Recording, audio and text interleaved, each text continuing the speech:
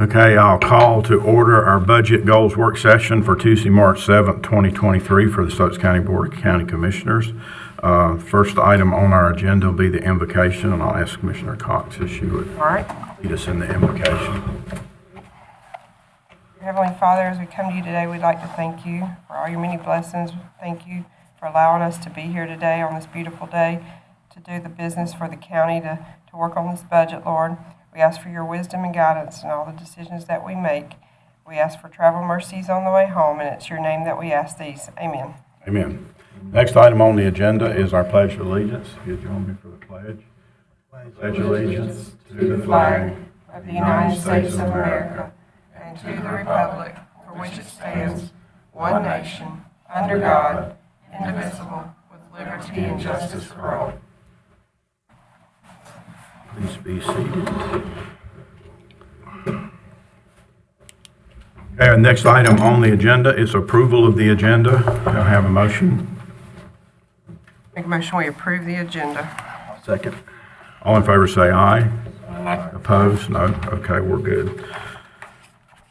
Okay, the next item, first item on our business part of our agenda is the Commissioner's priorities for the FY 23-24 budget. I assume everybody's got a list, so who would like to go first? I'll go. Okay. My list is a little bit all over the place. I tried to go back through the notes that I took during the meetings with all the senior work sessions that we did. So I kind of had made some notes as I went, tried to use those sort of, let me find the right page. So let's see. I have some questions, but I'm just going to save those. So one thing I would like to say is I hope that we can develop this budget without a tax increase. Would be wonderful. If we could hold the fund balance to around 18 to 20%, would be excellent as well, since we know we may have to go out for debt for some things in the near future. So it'd be good to have that fund balance as we go into with the LGC to talk about monies for whatever we decide that we're going to do with the schools and hospital and that sort of thing. I know one thing we need to look at in this budget is the overtime and the comp pay and see if there's any adjustments. I feel like the fuel prices will stay pretty stable, so I don't know that will have to be increased dramatically. I know we talked a lot about upgrades to technology in the public safety arena with E911, EMS, fire marshal, sheriff. That I think needs to have somewhat of a priority in this budget, because I think we've kind of overlooked some of the upgrades and things that would really help them, as well as in the planning department with technology, to make their job easier and make the public's interactions with them easier. What was the first one you said, Sonia?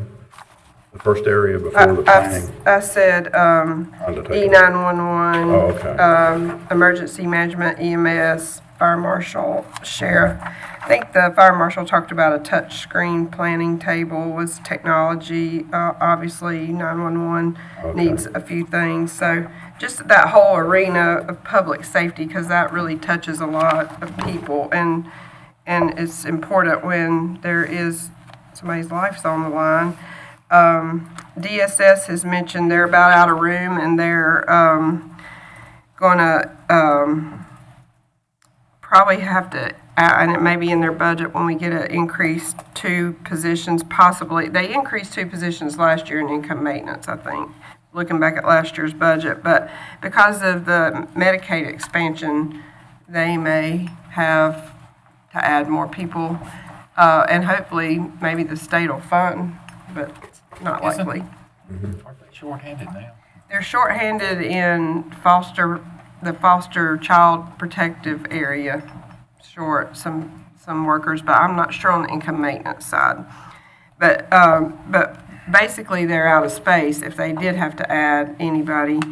And she had mentioned in our DSS board meetings about when parole moves out of that building up on the hill into the new courthouse expansion, if we could look at possibly that they might need, I don't know what all, I'm sure people be vying for that space, but they're one that's, she might could move something out and move it up there, I don't know, or at least for some of their storage needs, I don't know. But that's an area.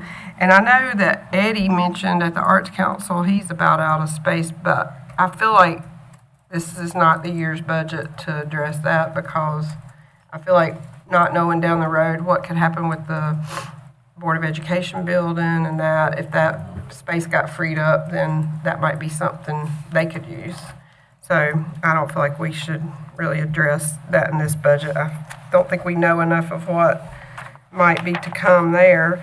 Moortalk Park is an area that I'm not going to say put any money in this budget for it, because I don't know what Kyle can do for us on that front, but should he be able to secure some state money, we may have to pay a match or put some money out for that. But that's something, and the thing that throws a monkey wrench in that is the bridge, and us not knowing what they're going to do. It's not only the bridge.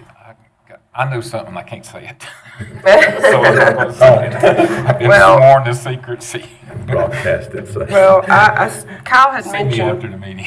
if we wanted that considered, to get him some things in writing about Moortalk Park upgrades, which is something that I've been really interested in doing. I think mental health was the other thing I wanted to mention right now, which is I feel like the health department is going to put the mental health clinician in the budget.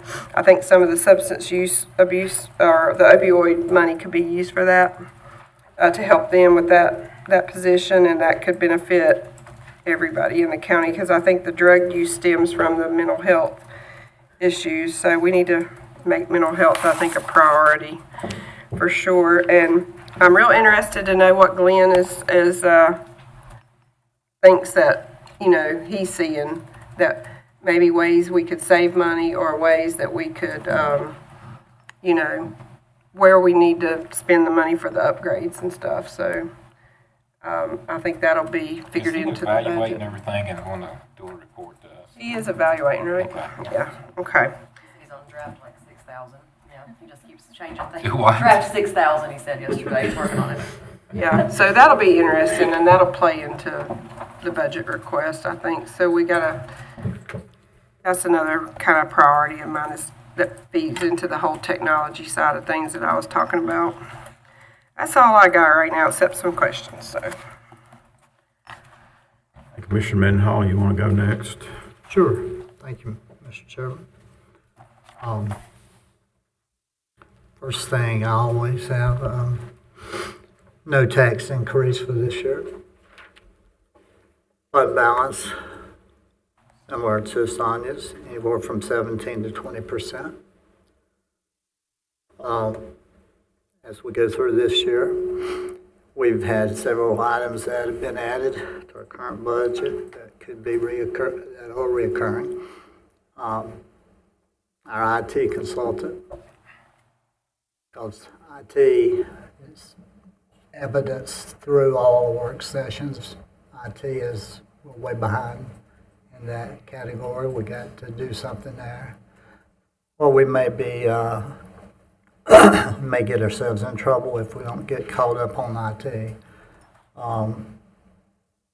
The Sheriff's Department requests as far as some of the salary increase, along with the normal growth, which includes our annual 2% longevity. The budget has already increased, and we'll be looking at funding more before anything new is added. Another large item that can drastically affect the budget will be the insurance cost. Last year was a 5% increase. We've experienced larger increases in the past.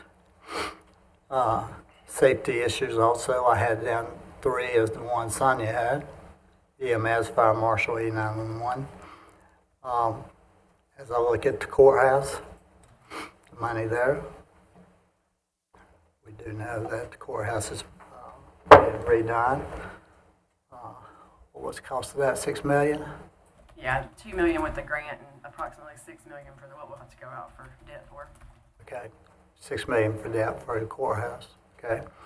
Had that down, and as I said, the recurring positions that I mentioned, how that will affect us as far as insurance benefits, et cetera.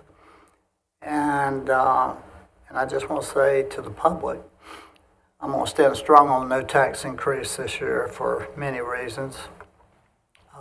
Unfortunately, I feel like the federal government has gotten us in a bind. I bought groceries the day before yesterday. Bought an extra large dozen eggs, cost me $7. Many people, we have a lot of baby boomers right now. And a lot of people live in paycheck to paycheck. People that are fortunate enough not to live paycheck to paycheck, well, that's great. But we serve 45,000 constituents, and I know there are many, many thousands of those constituents that are just hoping they get to the next paycheck so they can pay their bills, pay their utilities, pay the rent, pay if they have a car, make car payment.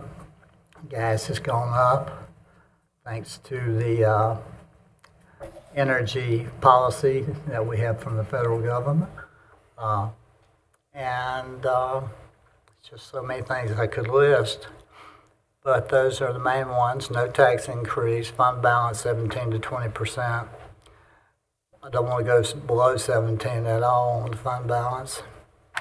You know, like I said, IT is going to be big. That's why I put that as my number one on this item over here. And the longevity, 2%, insurance, EMS, Fire Marshal, E911 possibilities. We got to look at all those, I think. Safety is a very high priority for me. I think it's probably the highest priority, safety. Public safety. And then, and I had down EMS, Fire Marshal, and E911 below that. I just wanted to remind everybody about our debt on courthouse. And that's all I have right now. I'm sure as we all go around, I might come back with them. So. No problem. Yeah, can I add one thing that I didn't flip my notes back? So I had wrote down that that I would like to, as far as the school budget goes, to maintain the level of funding that we've funded last year if possible, since we don't know what their request is going to be for capital needs as far as what their plan is for the next 5 to 10 years.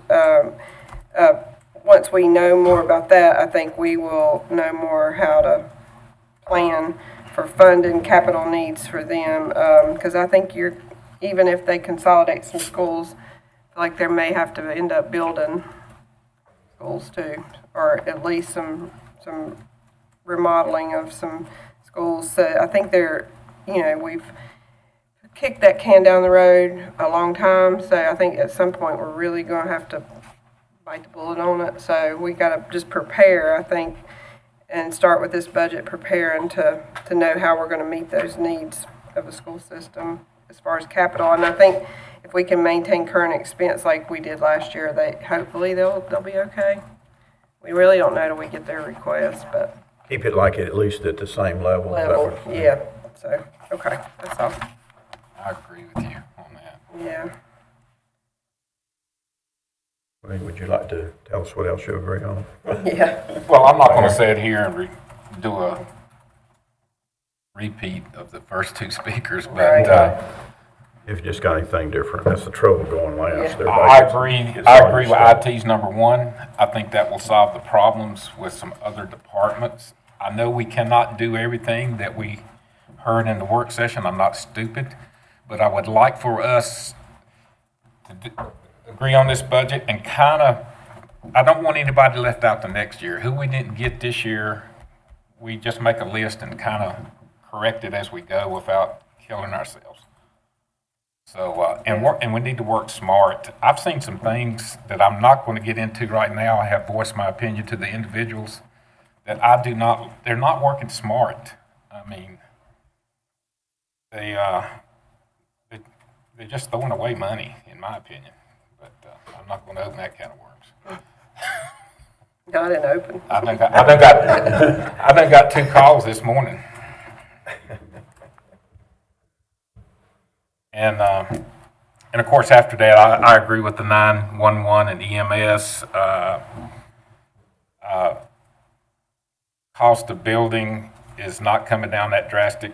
I tracked a new middle school in Gastonia, North Carolina, that bid last week. And the winning bid, including athletic fields, was $51 million, and that averaged out to $310 per square foot. So I'm kind of tracking those through my sources I have. We just got to be smart. And I agree with Ronnie. If it's any way possible, I don't think it's this year to do an increase on the sales tax. That's all I got. All righty. I'm a little out of sorts. My mother broke her hip yesterday, so I spent all day at our hospital over here, and I'm going to tell you what, I cannot praise them people enough. They're awesome. We'll be praying for her to get better soon. What are your thoughts on fund balance and tax increase? You said tax, did you say sales tax or property tax? Are you just now saying? I think we ought to gear up to go after and have a great campaign to get the sales tax. Yeah, to get that quarter. I agree Yeah. with you. Okay. And I don't mean just throw it on the ballot. I mean, we got a campaign for it. Yeah, I agree. What about property tax? Keep the same? Keep the same. And then, of course, the occupant tax, we're at the mercy of Raleigh. Yeah. Anything else? The other thing I want to mention, I call it the drug tax instead of what it really is. I mean, not the grants. I've been getting a lot of emails about deadlines. I'm assuming that we're taking care of these deadlines. What kind of emails about deadlines? There's one coming up in April. The reporting for, yeah, April the 10th is the report date for most Okay. of them. Yeah. And there's other grants that's been awarded or settlements that's been awarded. Yeah, Ty talked to us about that. So Ty's on top of it, okay. Yeah, the one that signed all that. That's Yeah. the way it's Yeah, I think so. yeah. We got some of that money, but there's some additional funds that got released, and Ty was talking about Yeah, that. we Yeah. can double check to make sure everything's. Yeah, Yeah, there's been another Ty's settlement on with it. Walgreens and Yeah, maybe Ty Walmart. brought that to us. He's supposed to be working on that. Yeah, but we've got the schedule for all the, I mean, I've got a list in there of all the different. Yeah, we need to stay on top of it. We dates. don't need to miss none of that free money. You're not. What do you think about, on the fund balance? You got a percentage on that? I agree with the 17 to 20. Listen, we don't need to get in a major pinch. All right, I'm going to just jump into it. I made the comment, so I might as well back it up. I don't want to see the schools, we can't just keep throwing money into something that has had it. Because it seems to me we're just wasting money when we could be spending it smarter. And I'm not against them, I'm all for them, but if we're going into consolidation, we don't need to spend $1 million on something that's going away the following year. And that's the way I feel. Yeah, I think we all kind of. I'll just start the war now. Well, I mean, it's just like buying a new set of tires for a car that's engine's blown. I mean, you Yeah, I used that illustration. yeah, no, I remember, that's probably where I got it from. You know, you gotta, It's back to the comment I made, we just got to work smart. And I don't think we're going to breeze through this either, Breathe through what? this budget. Well, no, I don't either. I agree with you on that 100%.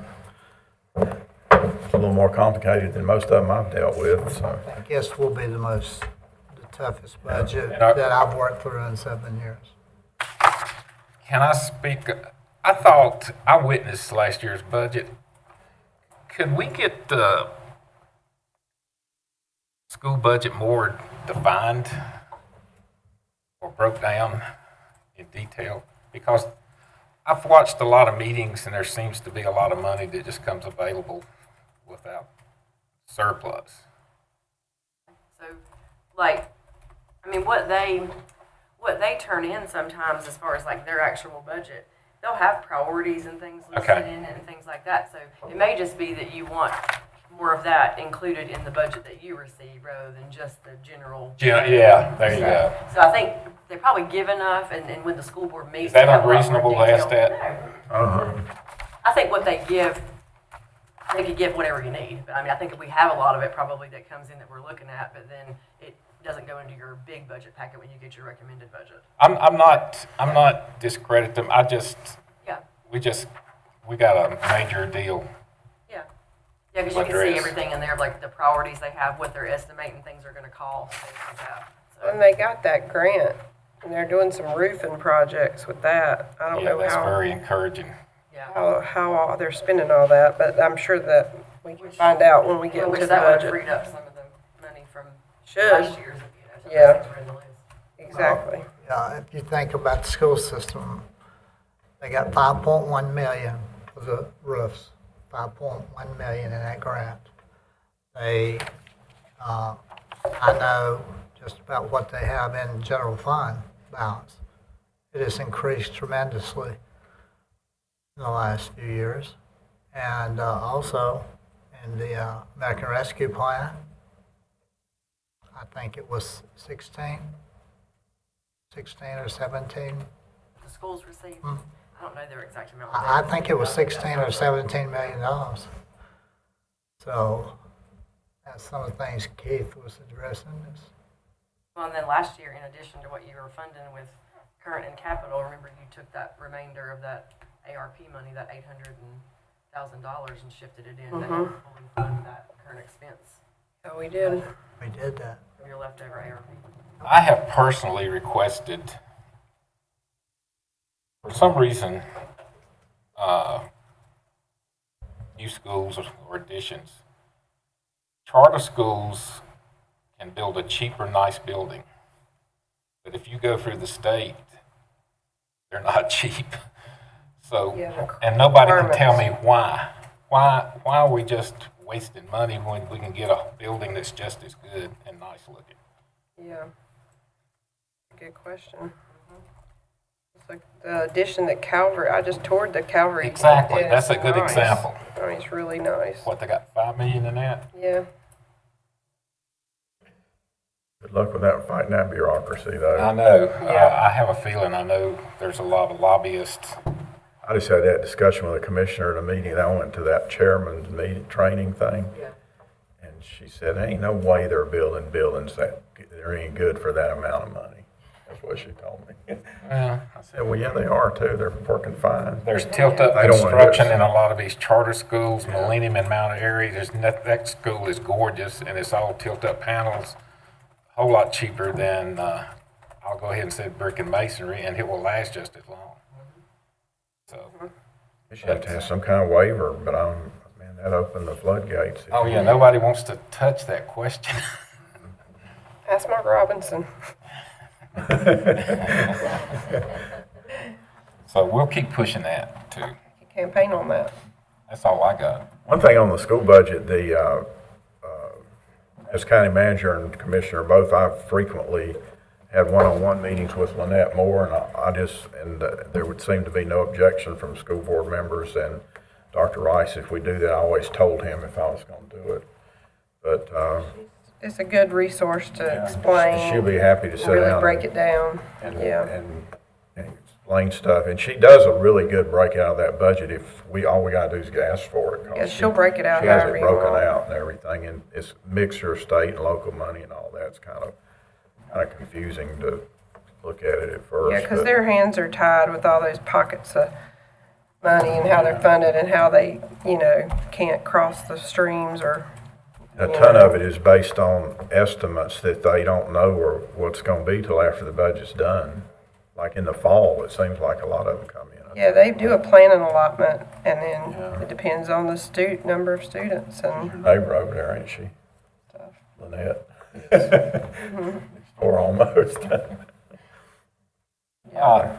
One more thing, it just hit me. New software come up a lot in the work sessions.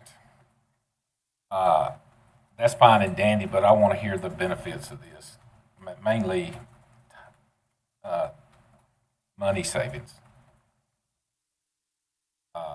Will some of this software actually save a position that they're trying to fill? Question. Well, time is money, and if it saves time, it True. might save money. Yeah. So,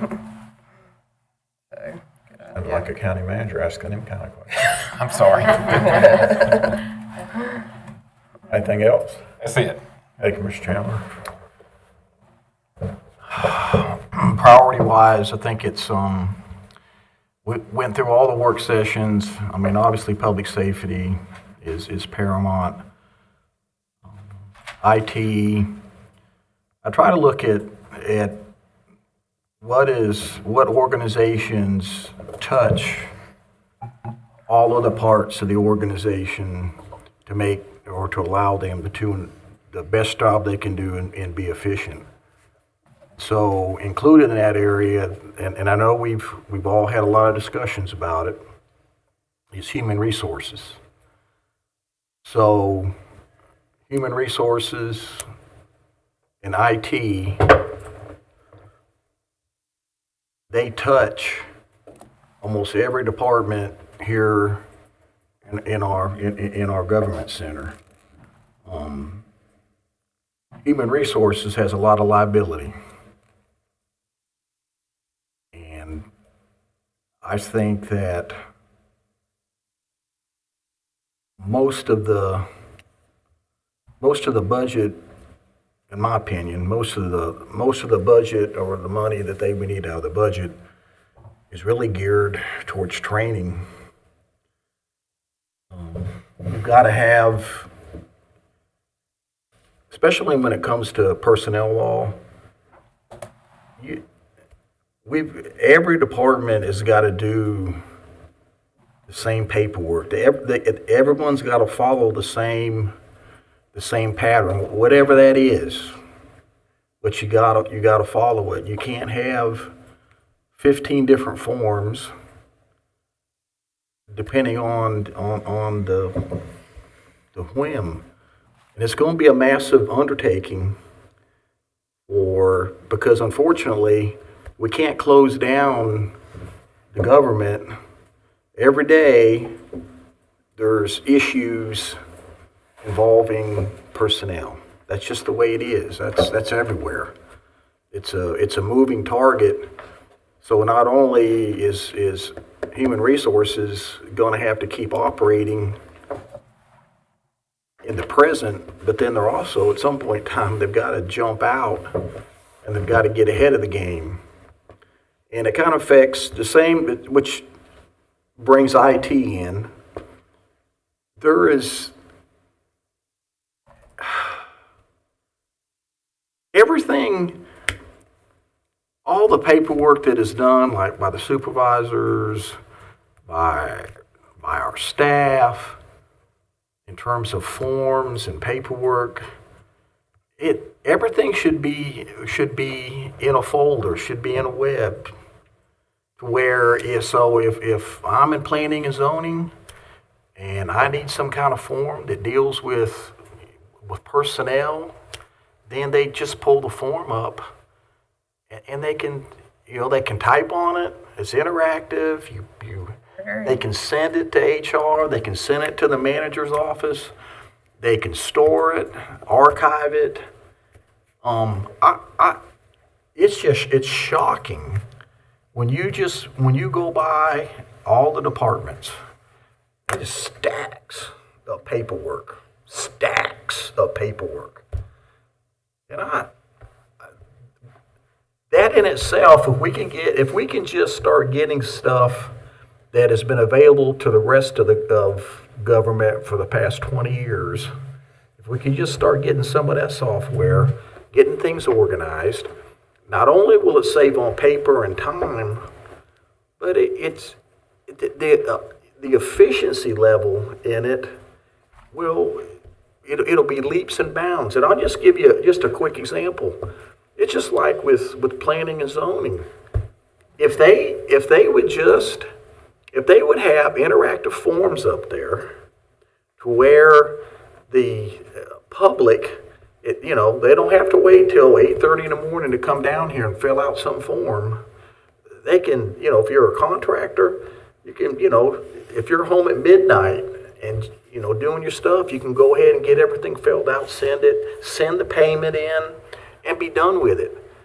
And then on our side, because one of the things that stood out to me, especially there's a lot of departments, but recently with planning and zoning, is that so many phone calls come in that they can't even leave their desk. And then, of course, like the past director basically answered telephone calls. And so that's very time consuming. I don't know what it'll take, but in the budget session, I really want to prioritize IT. That should be one of the first things that jumps out, and we get whatever needs and whatever kind of software, whatever needs to be done, needs to be pushed out. Another example is like with especially planning and zoning. I mean, a lot of people. I don't know how many times I've had to come down with questions about planning and zoning. I mean, I'm just not that familiar with it. But I bet you 99% of the time, those people that work down there, they can give you top 10 questions they get all the time. It should be Frequently asked questions. exactly Should be on the website. right. It should be on the website. I mean, and that's what I like. I mean, I do that all the time, but you can't do it here in Stokes County. So it's stuff like that will improve efficiency. It'll free up time.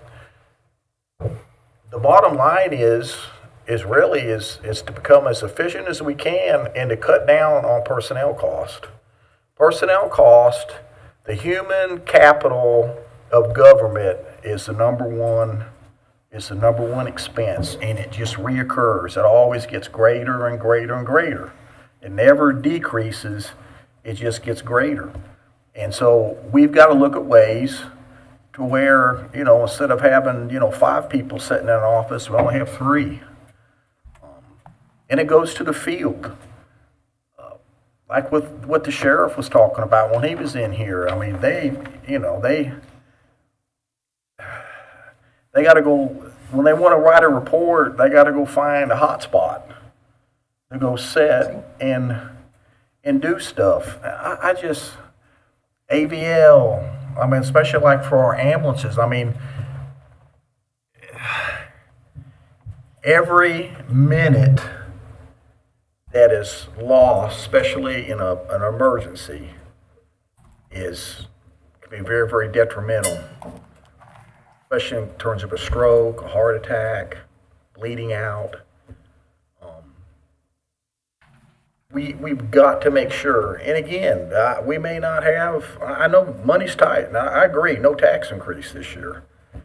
I mean, with the inflation the way it's going, but what I am willing to do is, I think that we need to look,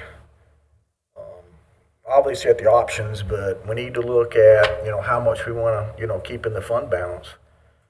And I want to look at a combination of things. So, how I want to frame it is this. Number one, I don't want to lose our AAA bond rating. So, I would like to know what the requirements are. If it the combination of the debt level and so when we're looking at the budget, I would like to look at that instead of just going on a percentage number of what the fund balance should be. we're so disjointed that when, as an organization, one area I think that we miss out big time in, and that's grants. There's always been a lot of grant money, and there continues to be a lot of grant money out there. And some of them don't even have matches. So I would like also to see a list, just a separate sheet of paper that lists every current grant that we have. So, and that would include what the fire department's got and what the sheriff's office got from the state. I'd just like to see what they're spending that money on. Can I ask a question? Yeah. Do the fire departments turn in the grants they get? The grant, the one, if you're speaking about the one I think you are, which is that state grant that Right. we're receiving and distributing out as a reimbursable grant, then yes, because they'll have to report to us to get reimbursed for the funds. Now, if it's a grant that they've gotten out of another source, then no, we wouldn't, Right. except in their audit, or something. But I mean, as far as Well, like. the reason I know a gentleman that's retired, and I'm not going to mention the fire department. He goes there every day and gets on the computer looking for grants. And I'm thinking, do we know what they get? Is what.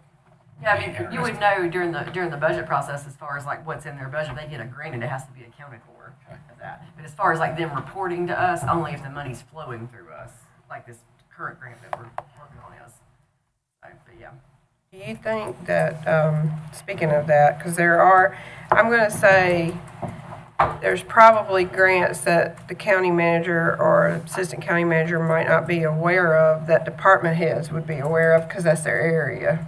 So are you thinking they should be the ones seeking out these grant opportunities? I mean, I don't know who has to write it, but like I know right now my daughter's working on one for the Arts Council because she's on their board, and they found something real interesting with culture and heritage and things that they're looking to try to get. So she's actually the one writing it. So, or helping, Eddie's helping her with it, I think. But, so, or the economic development. So, there's probably, I know there's lots of stuff he could probably have access to for sure. And knowing Eddie, he'll go after every dime grant-wise he can. But I feel like we need to remind the heads of departments and directors Keep our eyes on to go after that stuff. Yeah, Look for it. I agree. And we need to have a central area to where, because what you don't want to happen is have a department want to get, start the process of a grant, and then there's a match.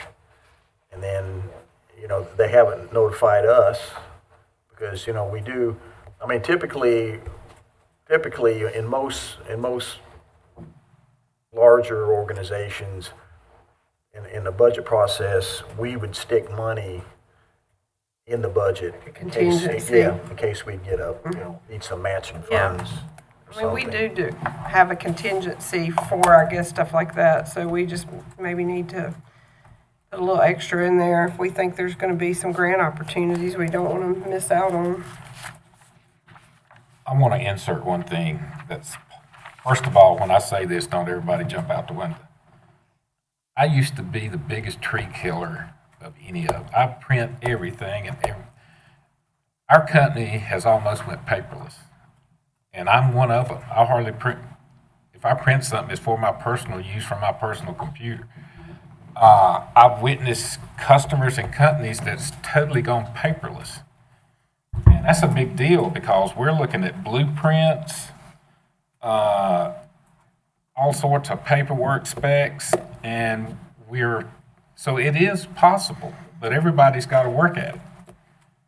And it ain't going to happen overnight either, but I agree with you. That would be awesome if the stacks were nowhere to be found, but that going paperless would even put more of a burden on IT because you need to pull it up on your computer pretty quick. But it is possible. Yeah, the school system was moving towards that. Ronnie, when you were superintendent, we were. moving towards that. We had our agenda online and was doing that years before the county, the county was. And thanks, Shannon, for doing those online things, because That was a lot of paper and ink saved. I couldn't, Yeah. none of the stuff I was printing when I first came here and driving to deliver those big packets and Oh sitting my the same gosh. copies over and over again. was crazy. Redundant. So- Well, it's also a time-saving thing because you do a search and it pulls it up. And then if you got stacks of stuff, you're doing this. Oh, yeah. Should have seen me looking for this last year's budget last night. Well, that's one of Glenn, I won't steal Glenn's thunder, but one of Glenn's number one priorities he's gonna bring to you is increasing the bandwidth here and improving our egress and all that in and out of the campus. Because that's the biggest thing he's gotta do first before he starts putting other things in place, because we have to have the space for it and be able to, shouldn't Right. take 10 minutes to pull something up. So that's one of his number one priorities, to get that first. Good deal. Now, another thing that I want to look at is, do you know is Goodwill, are they, have they, they're at the, on, Square. yeah, are they, have they give their notice that they're leaving, or? They've given it to Stewart as far as like I don't know what their actual end date is. So yeah, so they are going out of there, and then we still have the one Insight is currently written. They have not given any indication that they're planning to leave. I would like to look at that, because Brandon has mentioned, and also even. Yeah, I had that written down, I Yeah, forgot. we need to not rent that room out, and I think that we need to put our emergency operations center Brandon there. mentioned to me that there's a grant that's available that if he knew he could get that space, that he could pretty most definitely get to help remodel it to what he needs it to. There you Not go. having to county. What's the Talking about- timeline on that? You know? He said he'd like to know sooner than later. I mean, I think he'd have to do it. I mean, I talked about, so we don't know anything about Insight, so that's something that you'd have to talk about, you know, as far as their space there. Because he would, in order to utilize that building, he'd really need the whole. We need to find out that timeline and don't miss out on that.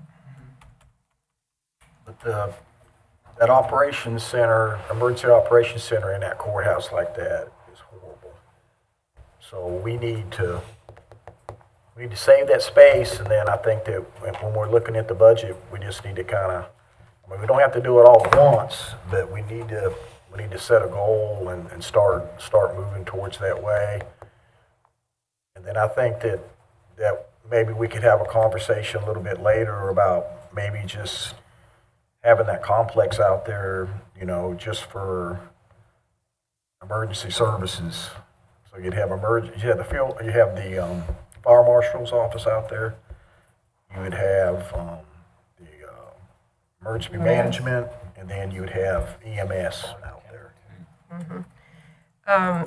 You know, when Matt was talking to us about would like to have a backup center in Stokes rather than having to drive all the way to Dobson if something happened. Well, it seems like to me if we decided to go that route and move it out there, then it seems like what they got in the courthouse could be their backup. I don't know, or would they want them further apart than that in case of a, Yeah, in case it was a. Probably would, yeah, further separation. but yeah, I would think you'd have to keep this one up and running while you outfitted that one. Or otherwise you'd have to go to Dobson while you're doing it. And that's, but there's ways, I just I'm can't- sure, to do it. I just don't understand the Dobson deal at all. Well, I guess, you know, if a natural disaster, or something happened to take out this, then they want it further away so that it may be the same, whatever's affecting power or fire or whatever wouldn't, I don't know. It sounds like he would rather have it closer than Dobson, but you can't have them right near, that close together either. So I don't know what's, See, the biggest problem is that, you know, going that distance like the Dobson is when they're hauling butt. When the Surrey County is taking over dispatching, taking the calls and dispatching Stokes units, they're doing pen and paper because they don't have our CAD system. So like, what we did in Fayetteville is we had another center, and we did it both ways. In other words, so we would take, they had the same CAD, and they just interfaced. And so, I mean, we could dispatch for all of Cumberland County and not miss a beat.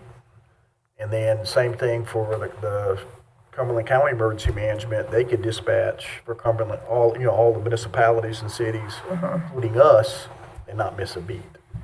That's one of the problems where you've got Spielman that is we're on an island here in Stokes County.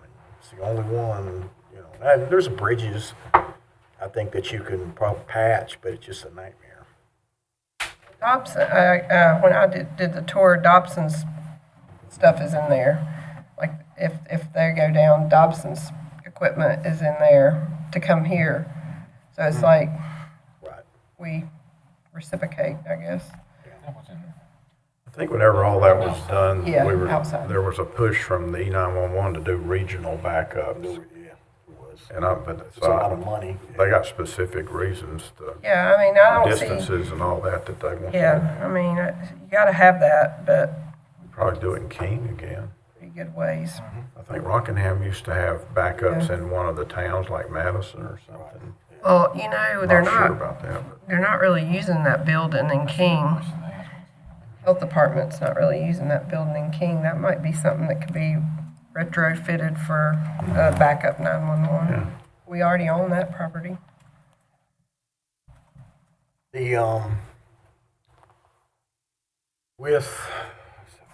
Lost my train of thought now.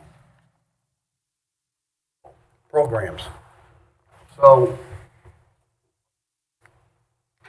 what I want to make sure is when the department heads are putting together, we've heard some of the requests and everything, but just for an example, like with mental health, when on the health department, I would like to know that it's going to be evaluated and that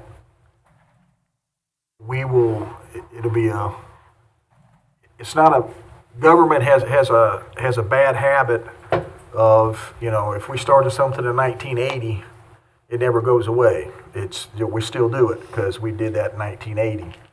And I think that we're pouring money into something that there's an evaluation of, are we getting the best bang for our buck in that program?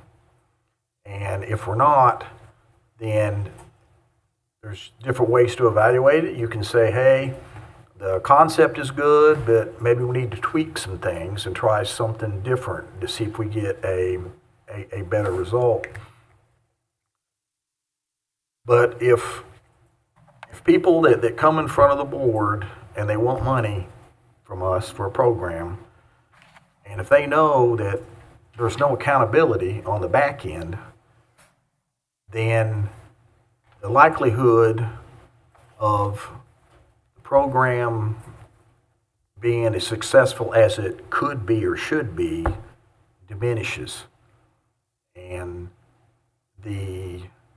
that includes all the departments that come here and get money. And I get that the sheriff is an elected official. I get that, Brandon is an elected official. But when it comes to the money that we're pouring in, I want to see, okay, what's our idea of success? Just because I need money to do this, but if it's not doing anything other than just a program, then I think that, especially with money that's going to be as tight as it is, that we need to make sure that, and I don't want to go back to a budget where we recommend and say, hey, you know what, we're going to start all over.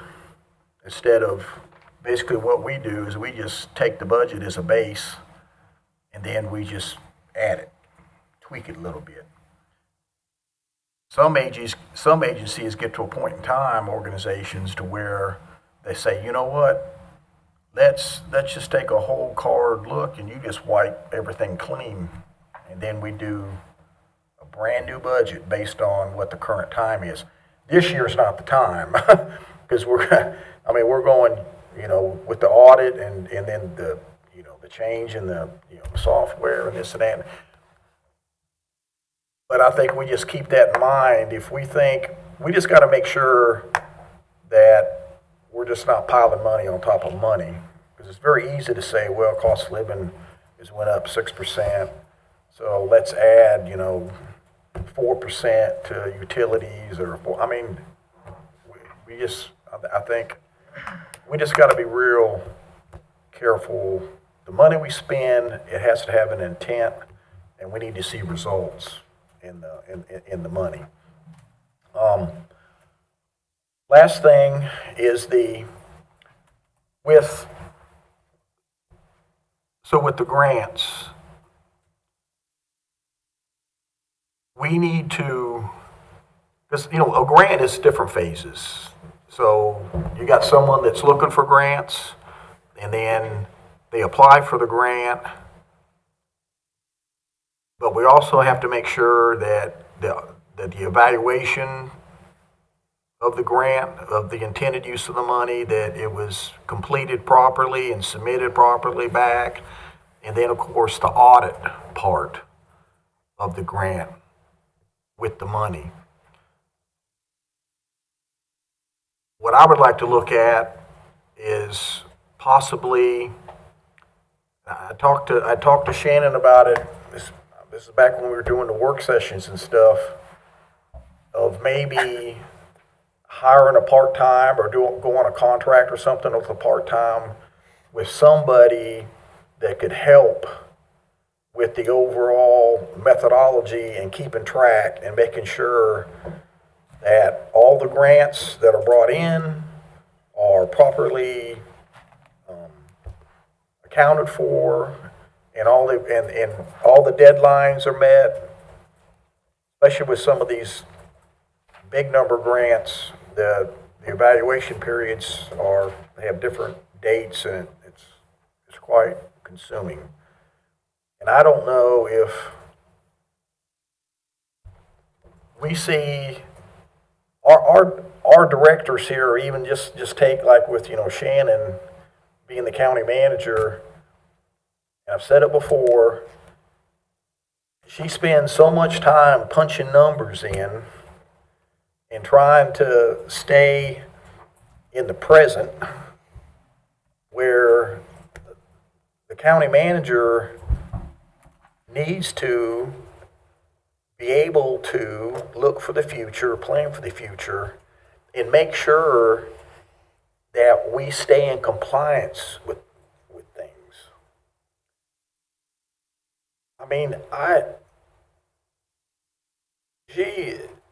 In order for her, I asked her a question one time. I said, are all of our policies and ordinances, are they codified? And then she's been going back and trying to research stuff. And what was the 1996? Was that the last thing you found, like for the ordinance for an old county? That was the noise ordinance you asked me about. Was the one that we looked at a couple years ago. I remember doing it, and we never did anything with it. They're just going to hit. But yeah, the last time it was amended was 96. But I pulled some of those more frequently asked for ordinances out of that giant ordinance book that we have. Tried to see which ones people ask for the most and get them online. So those are online now, but there's still a ton more that need to be looked through to see if they even still meet legal. Some of them are really old that are in that book. I'll just interject this real quick. When Ronnie was superintendent and I was on school board, we had to basically utilize a service of the state offered us to look at our policies, because the laws were changing, and they would change our policies, which is kind of what you're talking about with this. Right. And so to keep it up to date, we had to pay an outside agency to continually look at them. And remember, Fred Johnson, the attorney, would bring us about every other month or two a list of all we're going through policy numbers, the 6,000s or the 5, and he would make those changes like that because laws had been changed or things had been changed. And we were constantly doing that to keep it updated. It was like a full-time job, really. But that's why, because like the School Boards Association offered that. That's who we did it through. And they would do it for us. So I don't know if the county commissioner, the statewide, they have that service available. It'd be nice if they did. Just pay them a fee to constantly send you the updates so we know. Because I guarantee you there's a lot that's in there that's outdated. Yeah, and I mean, bless her heart. I mean, it puts a lot of pressure on her. Yeah. Where, she's trying to, and you just got to keep your fingers crossed that something doesn't go wrong, and here we are. Yeah. And so we've got to make sure, again, I can't wave a wand and just everything is great tomorrow, but if we don't start looking at some of this stuff and start laying that foundation, we are always going to be in the situation that we're in, and it's always we're 10, 15, 20 years behind with everything. Or you're reactive, not proactive. Thank you. Yes. Yeah. That's a good way to put it. And she is the leader of the organization, the manager. She has to have that for the ability and the time to and the resources That's it. to do that. I mean, you can't plan for the future or do that when you're constantly playing catch up. Last comment, and then I'm done, is, and it's kind of a question comment, but do we have an idea just how many committees are out there that's being formed on this opioid problem we have, and they want a piece of that money that's being awarded to us?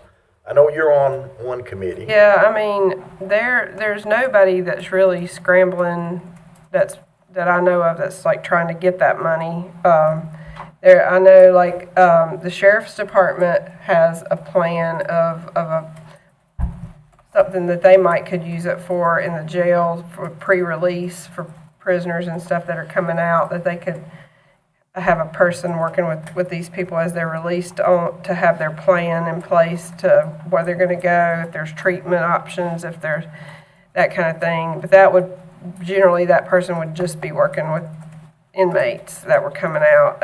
In the health department, in their mental health clinician person, they I'm sure would love to get a little piece of that for that. But, I was just talking to somebody in the mental health field, and they were just telling me how there's just such a shortage of qualified people, and that if the state doesn't somehow start offering incentives for people to go into that field, like we'll pay we'll pay your college, or we'll give you $20,000 a year to go into mental health or something off your tuition or something.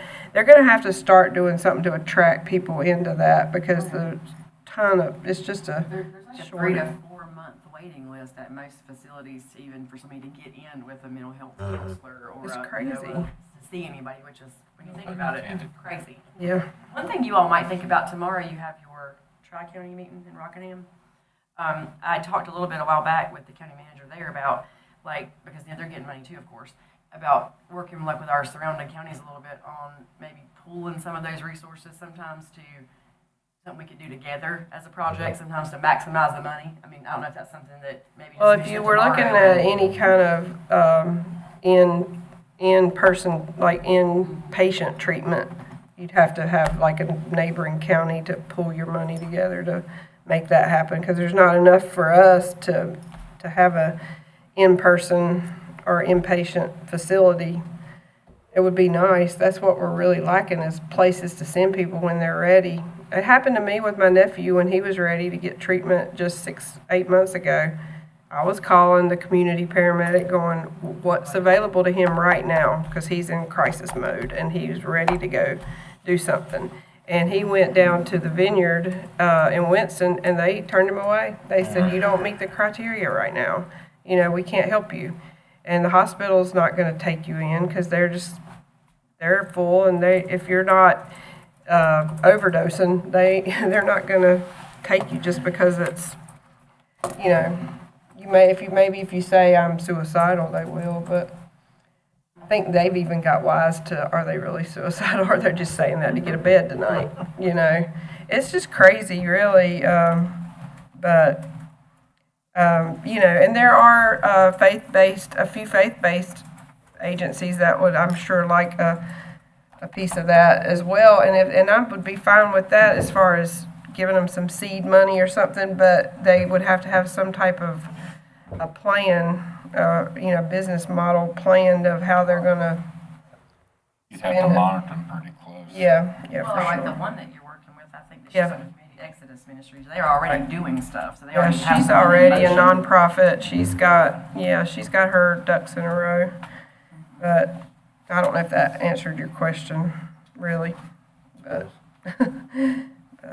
You done? Okay. Y'all need a break, you want to keep going? Anybody need a I'm break? good. Or We can Quick break. 5 minutes? Yes, All 5 right. minutes. 5-minute recess. do that, I'll go.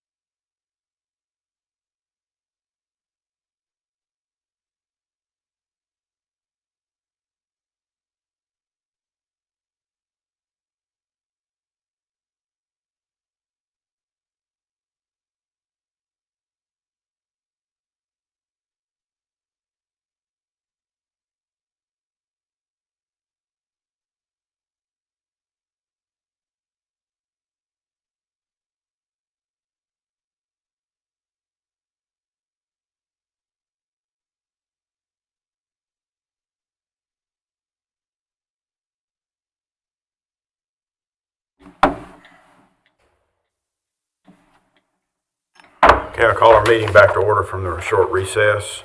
I guess it's my turn now, if you guys are all finished. One thing I'll comment on is what Brad was talking about is called zero-based budgeting, that he'd like to try sometime.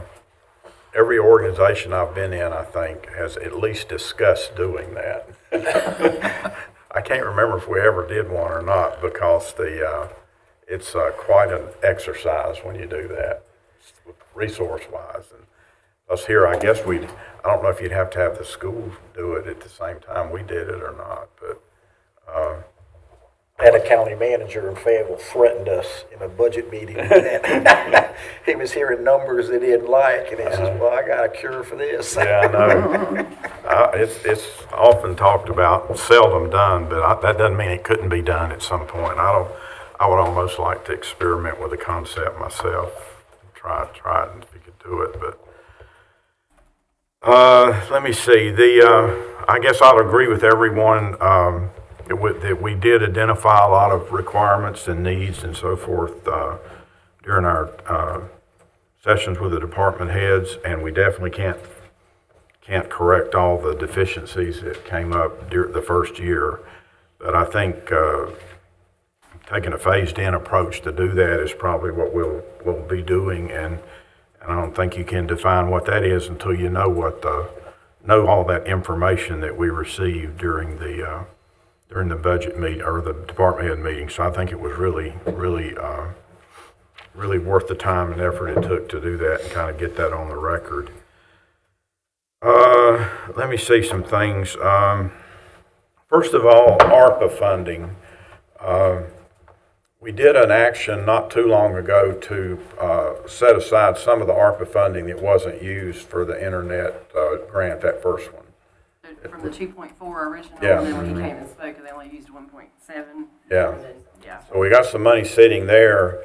I think we have other ARPA funds, maybe from the elections thing that we didn't use. Is that right? Or- Well, I don't know. Well, and technically, so you listen, Lisa, and make sure I say this correctly. So when we put that in our budget last year to use, we did use those as ARPA funds, but you had to technically transfer those into your salaries to legally use that money that way. And then that freed up other general fund money to do those projects with. Okay. So that money kind of flips to make it usable in that way, the way they allowed us to use it, right?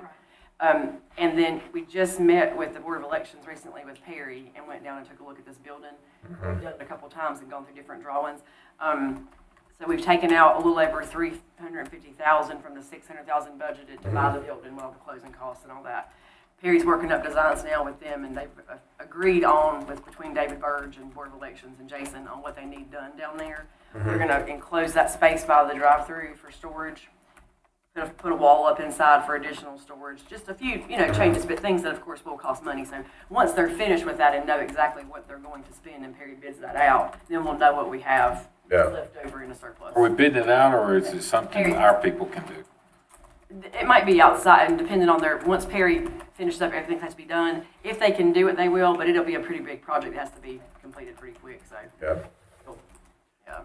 Well, my overall point is that wherever the ARPA funds are at, including that we set aside for internet, I would like to, Amber, have like a really clear picture of that in the budget message, and I'll talk about the budget message a little bit later, but since this ARPA stuff is an unusual event, kind of a one-time event that happened, and we're going to be phasing out of it, I would like to be really careful how we manage this last part.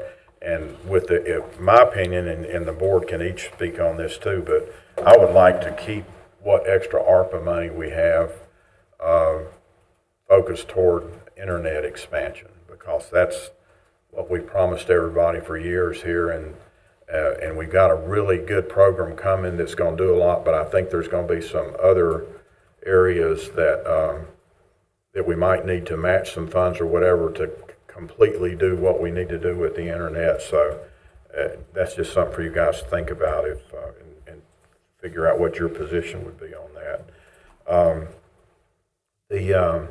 I think River Street, and we'll talk to Glenn about this before then probably, but they owe us a big update at, I think, our April meeting, first meeting in April, and so there may be some other opportunities there that would help define what we would do with that ARPA money in the budget, depending on what they tell us when they come and do the update.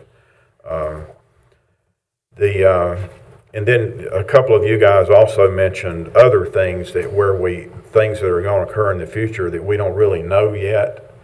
And so I'll just throw this in now. I was going to mention it later, but I would suggest that since we're only doing this one meeting for budget guidance, that at our regular meetings for the next, say March be April meeting,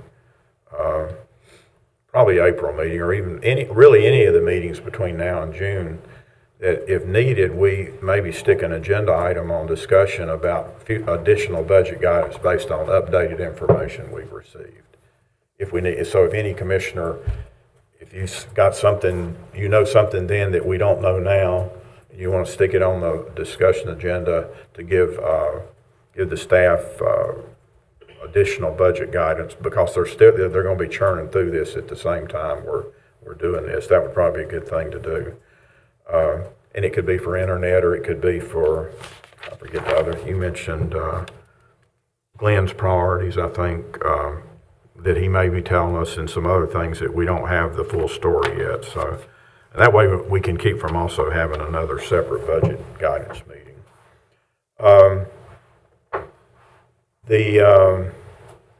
I would also, and probably in that same category, I would say I'm guessing Eddie McGee's probably going to have a lot to tell us at some point, based on all the contacts and folks he's been talking to for various economic development projects. So that could get defined a little bit better for budget guidance as well as we go forward. I would like, just as a general topic, to look at how we expand the use of our local Forsyth Tech campus across all departments. If you guys would just think about how that might be done and what the budget impacts of that may be, I would appreciate it. And I think we've kind of talked about that before in our other sessions. As far as the fund balance goes, I'm kind of where everybody else is. Like, I think probably 18-20% would be okay for me, but I would like to maybe, Lisa, have you check with like counties and see what their fund balances are running these days, or maybe LGC, or maybe just like counties, or probably check with LGC and see what they recommend for counties like us and the other ones, of what it should be, just as a benchmark that we can kind of compare to. And also, during that same conversation, I would ask them what it needs to be for us to get debt for whatever 2 or 3 of these things that are coming up, like the courthouse expansion. If there's a floor that it needs to stay above to get the debt we need, then we probably really need to know that. Tax rates, I don't want to raise taxes either this year, because of the reasons, all the reasons that all of you guys have said. I would like to look at the sales. I think the sales tax referendum would have to be voted on in 2024, if I understand it right. So I would like to start laying the groundwork for maybe sales tax to do schools with, or whatever we can do to get the folks out in the county to. Was it on the primary? Be It was on the favorable. primary last time, wasn't it? You might want to consider putting it on the general election instead of primary. Get We more need to put voters. some thought in it. We just don't need to throw it on something to I get did. it out there. Before we put it on the primary one, I went through like several years of different counties that have gotten it passed and did kind of a analysis of which election they put it in, and Ford had gotten it passed in the primary, which is why we chose the primary. It was Yeah. overwhelmingly so that way, so we thought we had a better chance in the primary, but Okay. that was the only reason we did it in the primary. Yeah. Well, If we could relook all that though. and yeah, decide. yeah, I mean, you may have to even hire a consultant. That's what we did when we passed that bond referendum. Well, I wasn't on the school board then, I was on the bond referendum committee, but, we hired a consultant that helped us advise us how to pass it. You really have to make the case for these things where the Well, vote, and one thing tax that you increases. can't spend county funds to promote the passage of it. So you gotta be careful how that's, Careful how you do it. yeah, yeah. The next item is, I guess in the budget message to another area would be, and for both Lisa and Amber to work on, would be kind of give us a good sense of the timing for these projects that we're doing, financial timing especially, about the courthouse, the animal shelter, and other things like that we're going to be spending big money on, just to get an idea of when we're going to have to like go to the LGC for things like this, and kind of maybe just address that as an overview, so we can kind of picture what we need to do quickly and what we can put off a little while. As far as the school budget goes, the school process, I kind of agree with what was said earlier. I think on that, I think Sonia, you said, or somebody, we kind of have to wait and see, because I think they have a consultant report that comes out in May, is it, or after May? One of them was March, and one, That's the efficiency study. One of them. In the- Because I know Dr. Jones had emailed me asking what y'all's dates were, because I think he was trying to work around y'all's schedule so you could come. Okay, is yeah, it, and then there was the ORAD, was the. that's the big one, right? That's, Bigger one, yeah, I think that March, or it was May or was, something. and then the state, the office, one of the, They're not confident getting that. they're not sure they were gonna get that in, that one. But the ORAD, I think, is worked through NC State, Okay. yeah. I guess we sort of need to see what information they get from those various studies they've got going, and Yeah, and see how they want that to should impact their budget requests. address the capital and stuff, and we're kind of in a little bit of a wait and see mode, I think, as far as that goes. I think it's kind of been touched already. With both our neighboring counties and internally, we need to look across the board on this drug funding and try to figure out how we're best going to address the opioid issue. And I think the MOE funding's part of that. I think Stacy's been submitting the MOE budget, which is, Yes, she does that. that's fine with me if she keeps doing that. I think they've been doing a good job with it. Then I've got just a bullet to prioritize the IT needs. I think everybody else has already discussed that. That's going to be a really biggie. One of the top couple priorities that we deal with during the budget is to, especially that phased approach of what we do this year and what we do next year. But we'll have to analyze that carefully. I wrote a bullet down on salaries and merit pay. I guess we sort of have to look across the board at the salaries. I don't have any grand plan or any grand guidance for how we address salaries and when. I think everybody's kind of in the mood to do a merit pay program along with our evaluation program, but not sure exactly when. We got to get one going and then probably have the other one attached to it. So I'm not sure if that's something we want to tackle during this budget or not. We can think, you guys can think about that. Well, you'll need a year after you put out to the department heads and employees what the expectations are, for the evaluation. Yeah, probably so. Because you don't want to go back in time, because that's not fair Yeah, I agree. to the employees. That's why I brought it up. I think it's something we need to do, but probably maybe not this budget cycle until we get the information we need to do it. And so otherwise on salaries, salaries and turnover are the two terms I think of together. And if you have to do salary recommendations or changes, which could involve reclassifications and so forth, I would just really try to target those to where the problems are and not take an across-the-board kind of approach to that, so that we maintain a decent turnover rate and have an improved turnover trend in a positive way in the future on turnover. and get more stable with folks staying here. Amber, this one's specifically to you and with Lisa's support, of course, is I'd recommend, because of everybody's mentioned how complicated this budget is, probably compared to the other ones we've done, it's probably as or more complicated than most I've been associated with since I've been doing this. I would like to see a really kind of a comprehensive and strong budget message from you that makes a good attempt to try to take all these moving parts that we've got and lay them out in a way that that it'll be as easy as possible for the public to understand what we're doing and what challenges we have and so forth, and especially and include for sure an executive summary of probably not more than 2 pages, but a page or 2 at the beginning that tries to summarize what we're trying to do and the complications associated with it and the phasing that might be needed to do it and so forth.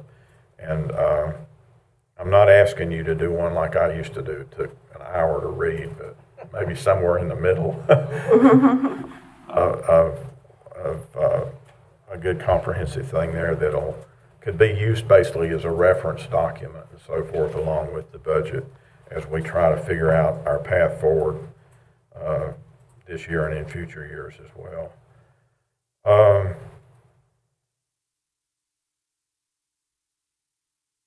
Also in that budget message or somewhere in there, we need to address the feasibility study that the hospital's doing and the $10 million that we have on hand. Exactly what you want to say about that, I don't have any specific guidance, but it needs to at least be something that's on the radar scope for folks on how we how we intend to move forward on that and so forth. She might need some guidance from you all on that too, because right now the feasibility study is sort of in kind of a holding pattern. Mm-hmm. The state's reached out a few times to get some info that we don't have. And so it kind of bounced around a little bit. It was supposed to be, I think, completed sometime in December, so we're in March now. So if we don't have any kind of feasibility study back in time for her, there's not going to be much other to report other than I'm talking about up when it gets up. They will start coming here, meeting with us shortly and stuff like that. Yeah. I'm thinking about, it's that earlier comment I made, is we get more information like a month or 2 from now, whatever we can put in there about that. Just kind of don't want to lose, especially visibility of that $10 million that we have. And let people know that we're taking steps to use that money as is expected of us. A positive thing on that $10 million, even though we haven't gotten to use any of it yet, because we haven't paid HFG yet because they're not finished the report, it's gained about $25,000 sitting in an interest-bearing account. That's money also. So that is that at least has a copy of that for you, just so you have it for reference. That's a positive at least on that. Yeah, that's good. It has gained. Interest rates have been good, so it's gained $25,000 sitting there. Yeah, I put that in the message too. Awesome. Throw that out there. What's the timeline again on that study? Like, it was started when? In November? No, it was a little ahead of that, and they had hoped they would get it done into December, but it's always kind of been, not sure. The last time I got an update from them, it was the 5% complete. I'm not sure how much further along they are now than that, but hopefully when you all have a Maybe we can get an update from them to see. Board of Trustees, you can get an update. Yeah, I think we can do that. I think they've been given a lot of data, and I think they're getting ready to do on-site visits, and I think they're making pretty good progress. There was some confusion on the state level a little bit about who had what info, and we kept reiterating to them, Glenda and I did, that we didn't have anything other to give them other than the contract or the lease. They had to get that other data, from the life rate organizations. I think they've got some of that cleared up now, and hopefully they can get moving faster on it. So. Yeah, it was 3 to 6 months to complete it. Is that what the schedule was? Their original timeline was the end of December from the first part, but so they've extended that out. I'm not sure what their completion date will be now. I don't think they know either. When did we award that contract? Y'all remember? It was October. before November, yeah. In October. It's fall, like September, Yeah. October. Glenda had said the original end date was end of December when she was talking to us. Okay. Okay, then the next item is, already talked about that, about giving additional budget guidance if it's appropriate as we go forward at our regular meetings. I'd like to track the vehicles in the county with the, what's that system called? ABL. I totally support putting that in this budget, and also tracking the non-emergency vehicles by some other method if we're not doing that already. So I know part of the county is doing it. So, but I think I'd like to see all of the county vehicles with that, with some type sort of tracking device for obvious reasons, all the benefits that are associated with it. I think that's pretty much the major areas that I had. I guess what we need to know, kind of what questions you guys have for us, if you have any, at this time, based on the comments that we've made. The one thing that you touched on that I had down was about these positions where there is such a high turnover, looking at ways to keep, especially the jail deputies, recruiting and keeping employees, how to, I don't know if they need to put a little bit of money in their budgets to try to, I think the sheriff has tended to steer away from like sign-on bonuses and stuff, because I think he feels like it's not fair to maybe his existing people that are sticking with it that didn't get any kind of incentive like that. But I think they're going to have to look at some ways to attract and retain people in those really high turnover areas. Other surrounding counties are dealing with the same thing. Oh, if yeah. not worse, and I don't know how you deal with it. You just got to get creative, I guess. If you don't target it, it'll cost you a ton of money, and it'll cost enough if you do target it. So. Yeah, something they need to consider looking at their budgets, I think. You guys have any other follow-ups before they go through these documents with us and ask us any questions? My one question was, so last year when we started the budget, we had leftover funding that we had allocated from fund balance, but ended up, we didn't need it, which ended up making our fund balance percentage higher in the end. So this year, does it look like that's going to be the case again, or as far as leftover fund balance, things that were, so we put over $3 million in this budget that we're currently in out of fund balance. Do you think all that's going to be used, or there will be some leftover? We've increased like staffing and during this year. So I had to do the budget amendment, 144,000. Plus in sheriff and jail, we did a increase, 4% increase that wasn't budgeted.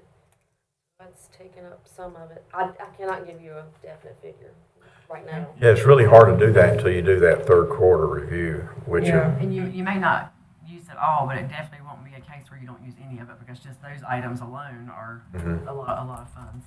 every year I've done this budget, we had a pretty good number come back. Yeah, that's I what think I was this might thinking. be the This worst. might be the. This might be the worst year where not as much will come back. Are they- But some with, definitely Commissioner will. Chairman, Mr.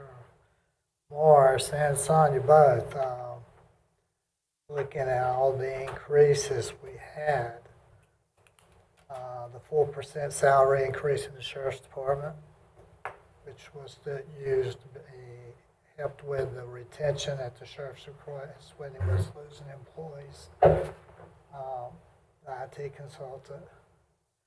And last year we had 3.6, maybe 3.4 or 3.6 extra at the end. Was it not? 3.5. Thank you for dividing it for me. Well, it was 3.558. It was 3,558,956. If you want to be exact. That's pretty close. 3.6. Yeah, you were. We're in the ballpark. That was memory though. That's pretty good, because I looked it up. I didn't have that. I don't think we're gonna be there this year. No, because you tried to target address some areas that have come up throughout the budget year. Exactly. Wait, Yeah. with increasing some staff and, getting. It has been sheriff with some good. retention. That we didn't have as many budget amendments. I appreciate and applaud y'all for that. And we did, I mean, we sat last year and did a budget based on numbers from the year before. If they didn't use the funding, like what you were talking about for certain things, we took it somewhere else, or so we did that a lot. So a lot of the budget amendments that have been done have been like increased things that have happened and things like that. So we did a pretty accurate picture last year of what people were actually using in their budget and didn't leave any money there that hadn't been used previously, so. I'm sure there'll be another increases to be expected in the longevity, the retirement, the dental health. That's always, You gotta find out what your insurance increase will be. yeah. I'd say, Lisa, if you do that variance report and do a execution review, budget execution review, the end of March, I don't know how quick you run that report after the quarter, but go ahead and do that, and then sometime in April, give us an estimate of how much you think we can pull back after you've taken the money back. And I'd encourage you to take it back quickly after you identify it. At the third quarter, then based on that, we can decide if we need to slow things down in the fourth quarter or whatever, or take any other actions. When you're doing the budget, do you allow for retirements or people quitting where they have to get paid vacation, contact? Leave contingency. Do, And Yeah. I used all of that this year because we had some. so heavy it will be, yeah. Yeah, we've added to that. How do you haven't we? do, how do We you, added to it. do you just, it's a guess or? Just a guess. It's a guesstimate, because some years you don't have hardly anybody retired, and then some years you have the 35, 40-year veteran employees to retire, and there were 3 or 4 of those this year. Don't we usually put like 100 or 200,000 in for that a year? 150, yeah. We haven't touched the fuel contingency yet. All of that is still intact. Remember how much that is? 75,000. 70, okay. We did that last year because the gas prices at the time of budget was like $4. Yeah, We just put that 75,000 in as a cushion, and thank goodness we haven't had to use it. that's Most good. departments are running pretty good in their fuel. So Might be the first take back. Hey, you guys have other comments or questions before Shannon and Amber and Lisa address these documents or ask us questions or whatever they want to do rest of the evening? Anybody? Okay, great. You guys want to kind of wrap it up then and give us any questions you have based on the comments we've made today, or call our attention to anything in these documents you handed out that you need us The to. first one is your sales tax information, and they're always 2 months behind, so we have it in December.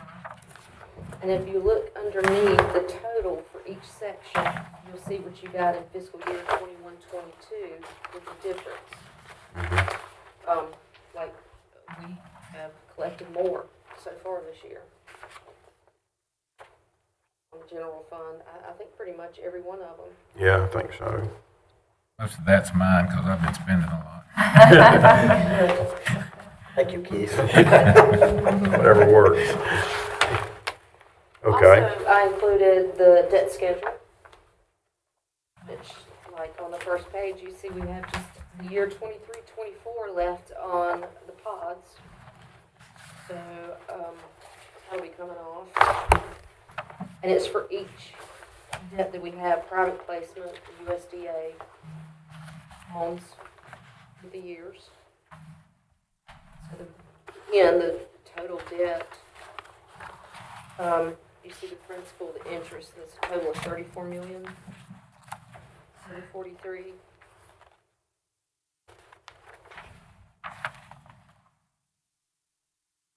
So just to have on your radar where you are as far as debt. Okay, great. That's very helpful. And the last pieces of information is what Richard always gives us as far as the values. And so I made a copy of the general fund and then each of the fire districts for you. Okay.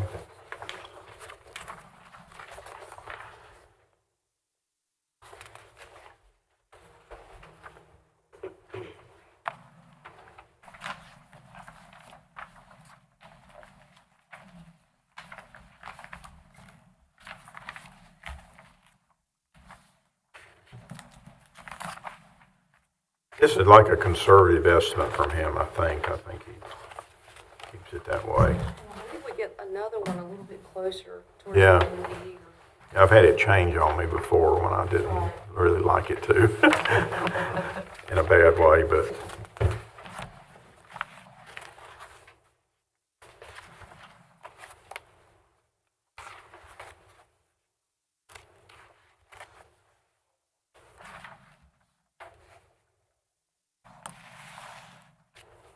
I don't think I have any questions on any of those. Do you guys have any questions on the handouts? No, but I do want to comment on putting this budget discussion on our meetings in case us rookies might think of something we didn't mention, because it's a little bit overwhelming. So I think that's a good idea, even if we don't have nothing, it's on there. Yeah, just make it recurring for the next 3 or 4 meetings. Yeah. Okay, I agree with that. Is everybody else Probably okay be with some that? incoming information. I think I'm guessing we'll have at least some comment to make at each one of them. I'm probably. sure, yeah. Well, and if you think of things between meetings that you, after you look at all this info or you have questions, I mean, come, call, send an email, whatever, and we can get everything together for you that you can look over or explain things as far as that goes. So, and I think the other thing that we had on here was the current and ongoing capital projects. I did a pretty big overview of that at our first budget those executive meetings we had in ours, the admin one.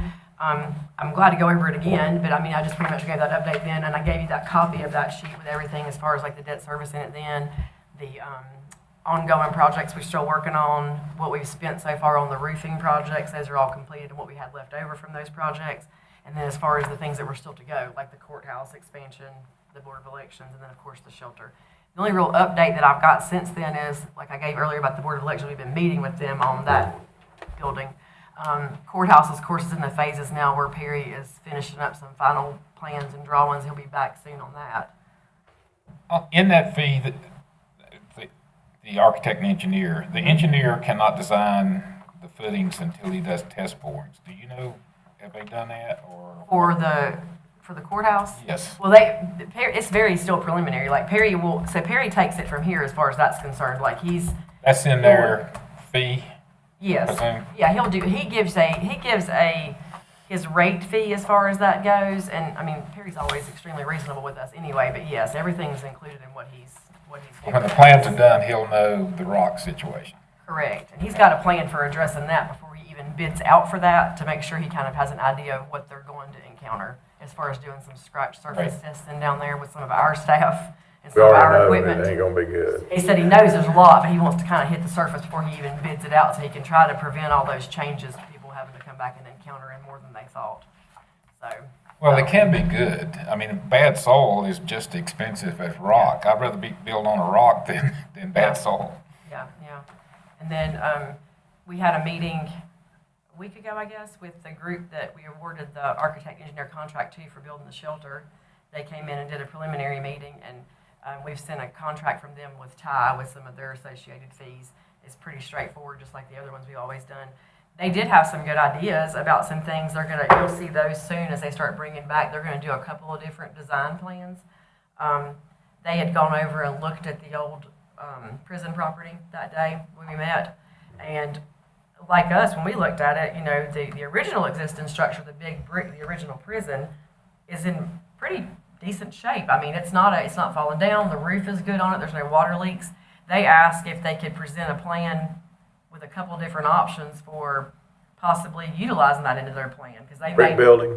they Okay. made the point of that it's going to cost the same if we have to do abatement on the asbestos. That cost is the same whether we tear it down or keep it. So if we're already incurring that cost, what if we look at a plan of maybe putting that into our plan? Also, I mentioned that to Alex Johnson when he was here, of that we might be able to get a building reuse grant if we were to use any of the existing buildings there. And we have $1.3 million budgeted that's not going to be, finance. It's already budgeted for that. So if anything we could do, though, to increase that without having to spend more money would be good. Yeah. They're going to do a couple of different designs I'm pretty excited about seeing that might use some of the existing structure there, incorporated be into awesome. it. which kind of makes it cool too, because it's a really historical building. So if we didn't have to tear it down, it would be nice, and we could use it for something. Never thought that would be one. Me either, but they're really kind of thinking, you know, one of the things I looked at when we were picking them was they really had stayed in their budget in a lot of their projects. And so if somebody that want to go, Perry's always done that for us too, and kept it really reasonable as he can.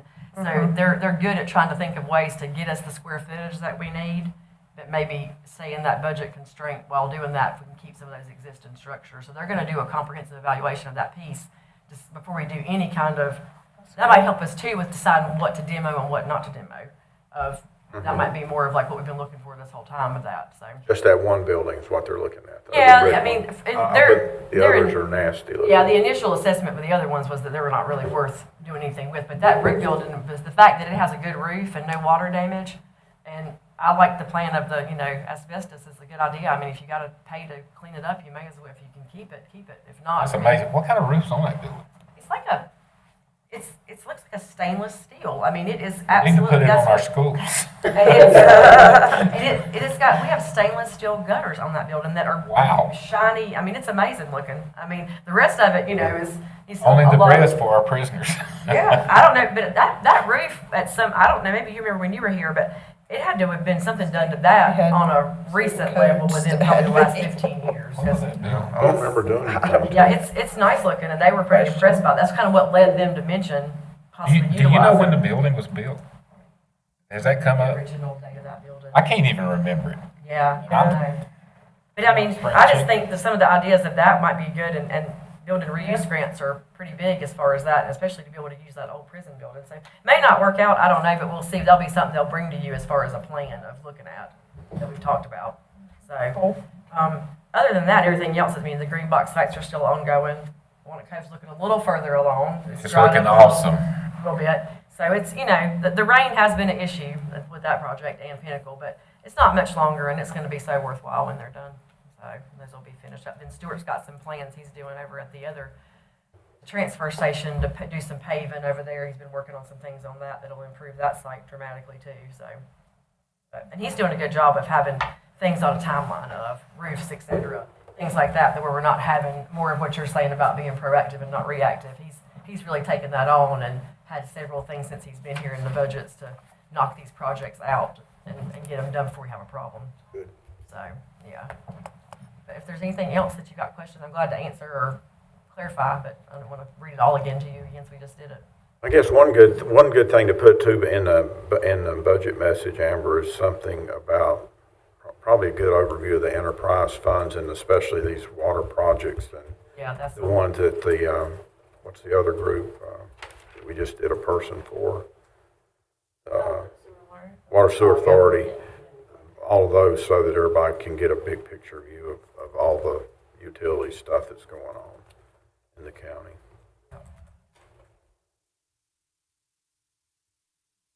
Any of you guys have anything else, questions, comments based on? I guess I just want to confirm that we want to keep the demo of the old prison camp property in the budget this year. Just move those funds from, because it's already budgeted, so just move those funds from this year's budget to next year's. I would keep Well, them in based on what there. Shannon said, it might be a cushion Yeah, it's if they utilize There's the. $200,000 budgeted this year, and then there's 1.3 for the shelter. So that 200,000 is just strictly for demo. And then once this group gives us a plan, that amount might diminish because it might not be as much demo. So I mean, you could always Maybe cut it in Move it. half or something. move it over, and then you'd always have it if you need, once You can always go get it if I'd you need it keep for it, something. because I would too. as far as, if the shelter's built up there, you want the area to look as Yeah, nice well, as and we'll need possible. the abatement would be paid for out of that too. We'd include that in that cost too. So whatever that's going to be, and then whatever that, Yeah. What's the total bill for the animal shelter? 1.3 million. The new shelters, I thought it was more than that. That's what we have budgeted is 1.3. 1.3 to build the whole new animal shelter?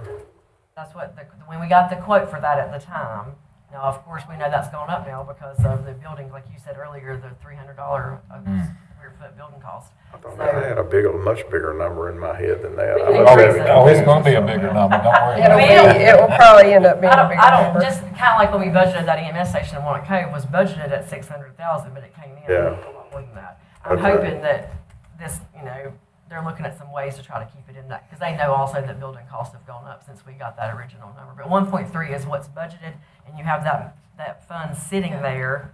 And that's for 6,000 square That's feet, for right? 6,000 square feet. Yeah. Okay. We currently have 1,400 square feet. And it's because of the popularity of the Carolinas, the rest of the nation building-wise has kind of cooled off. It's not North Carolina and South Carolina. We're coming here. I mean, our workload is record-breaking. It's unreal. They just keep building. All right. Anybody else have any questions, comments? No, I just want to re-echo what y'all said. I definitely think we need to keep the demo down at the prison camp in, because didn't we actually start putting that in the budget, 2 years ago? Yeah, we've talked about it for a couple of years. I think it's time we move forward with that. I'm fine with that. Are y'all all good with that? The other thing that Or did Keith you was use, talking about, my son in Wilmington, he's in the lumber liquidators business. And he said, I talked to him about the 1.3 million, and he sort of laughed a little bit. He said, don't count anything less than 2 million, and could be more than that. It's like you said, people moving from California, New York, and Illinois, but the states they're moving to are North and South Carolina, Florida, and Texas. They're moving from the blue states to the red states. And even King, and now add Want Cove to the construction boom. You go to Want Cove, and I've even heard some rumors that they're going to need help on building inspection from the county, because the one guy they got is overwhelmed with all the new construction going on in Want Cove. And it's a lot. Right? It's a lot. Anything else? I have one item to mention that's not directly related to the budget, but it's kind of county business. I was told yesterday there's a scholarship out there for high school students that the deadline's March 17th, and they can apply for it with the Arts Council to get tuition and some other things paid for if they want to do some of the art programs. So if anybody has an interest in that, pass it on so they can contact the arts place over there and find out the details. If anybody would like to apply for that scholarship, they don't have any applications yet. I don't know how much it is, but they can give the info on that. Since you brought up something that I was going to mention and hadn't mentioned yet about the Walnut Cove planning and having to ask for help. With the town of Walnut Cove, when they used to have their own police force and they used to have their own fire stuff, when they did away with all that and they contract with the county now, and they pay a certain dollar amount each year for the sheriff's office to provide service there. They pay for the fire marshal's office to provide service there. So some of that needs to be looked at a little bit as far as like the fire marshal part probably too, on like if that cost is still appropriate or how much they're doing down there. Probably be something to look at with planning inspections too. If we're going to end up doing a tremendous amount of things in Walnut Cove, probably need the new plan director to look at what that cost might be associated with to be sure that we're being compensated for that and not spending too much time there with that. So. Good idea. And one thing I'll throw out too, because I had a voter that's not happy, but it's nothing but deal for us. Hallelujah. Dollar General is appealing the Want Cove. It's going to the big time, and I don't think they can stop it because they're looking at legal fees of $50,000 or more. So. That's the one they wanted to put near downtown. Yes, right Right near the there where the Schamberg's on that. Oh, yeah. Across from the Harolds. I don't think Walnut Cove can fight it. And I will say, I think they're meeting the next week or two about it because it's coming up quick. They barely appealed at the last minute, of course. Yeah, I think there's a lot of issues. yeah, I've with kept the up process. with that one. I get hit with that one, and I tell them, hey. There's some unhappy people in Want Cove right now. But I would say this, I'll close out with this, is I know we said Rick needed to be out of here by 11, and probably all of us do, but, there are rumors going around, you know, they're building a new town hall right there beside where they're at now in Monaco, but the rumors starting to float that they may want to, go back and,